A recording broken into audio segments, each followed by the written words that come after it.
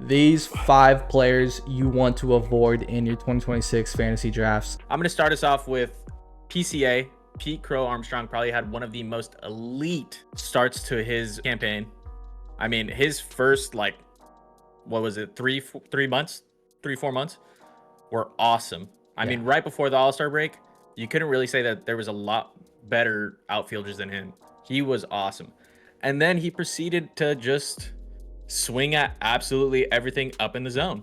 And they started beating him up in the zone.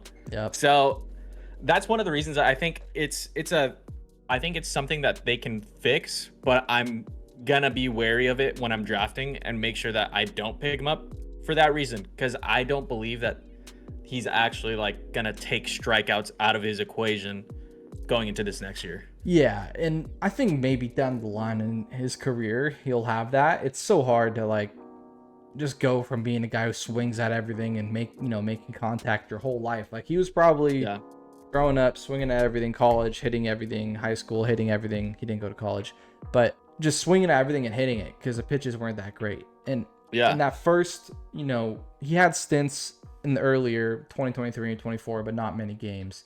But 2025, when he really put it together, there was that first half. They got a scouting report off of that. In the second half, they just absolutely just abused it. And his whole problem, he loves to swing the bat, which is a great, that's completely fine if you're making good contact. And he was during the first half. And we saw that he has the upside to be pretty much one of the best outfielders in baseball. But when he's not making contact, it's going to hurt. And he had a horrible second half. And I was a doubter in PCA. And I started not doubting, and then I started doubting again. And there's a lot of upside there, but at his ADP, I just don't think it's worth the risk.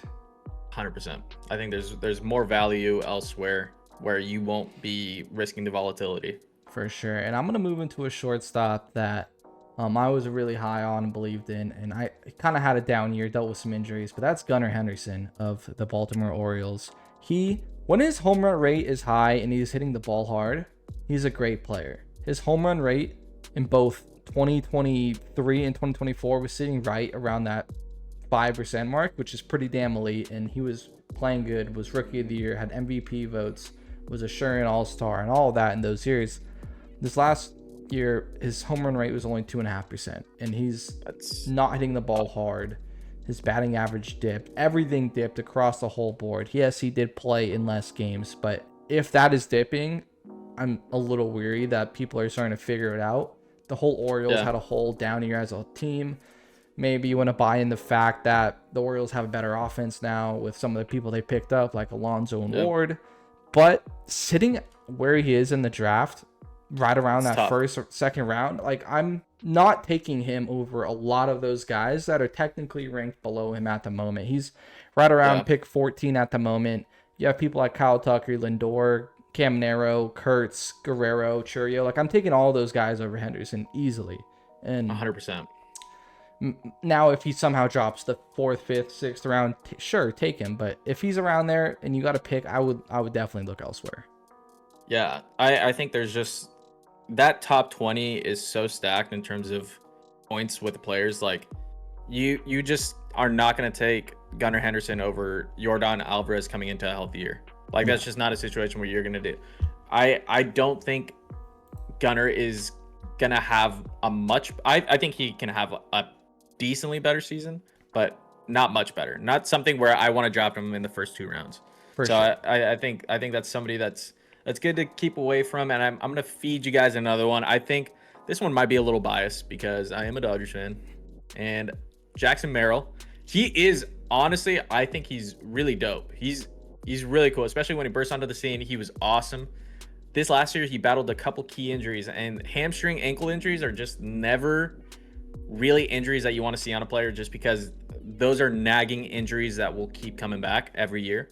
So I think that's kind of the thing that's going to start biting him a little bit, and hopefully not for long. But I think for this year, it's one of those things where they're hard to rehab, especially throughout the season that he was playing. They're hard to rehab, and it's just hard to get away from that. So I think he's going to have probably another year where he doesn't play a full season.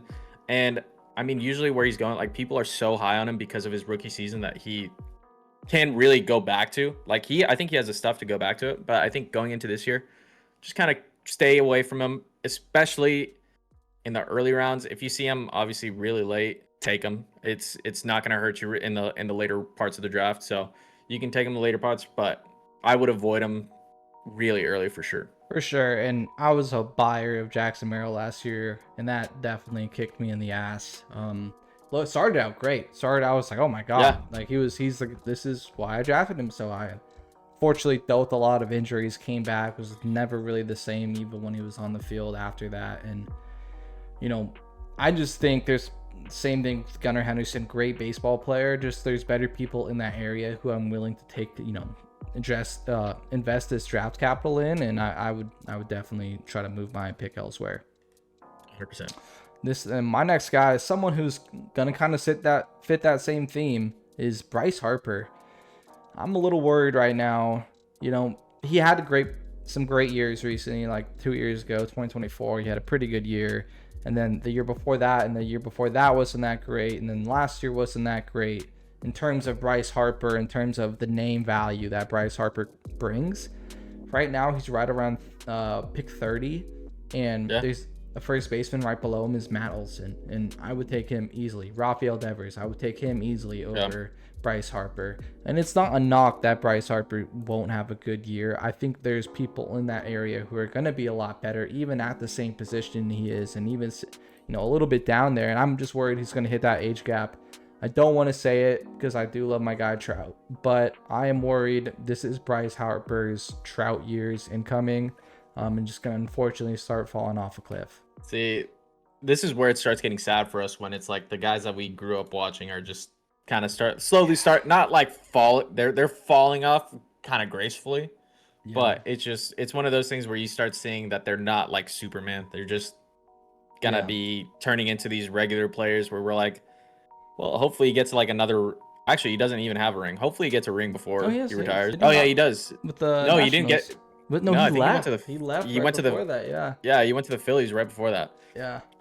So I mean, he's like Trout in a way. He doesn't have a ring, and I do want him to get a ring. Hopefully, that would be cool. But it's gonna be a tough one. I think this year, you're right. It's just they're getting a little older, and people have figured them out already, and it might be a little tough season for our boy Bryce. Yeah, unfortunately. Yeah.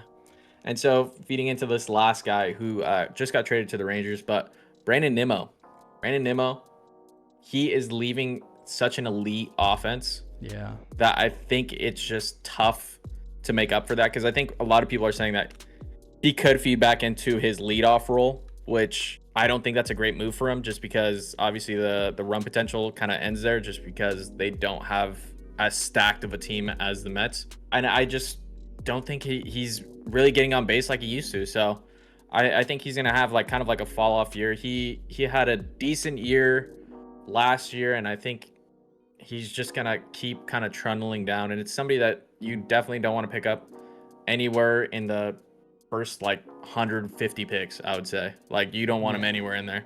And there's a lot of players that are better than him, and I just think to stay away from him is safe, and you can get a lot more value elsewhere.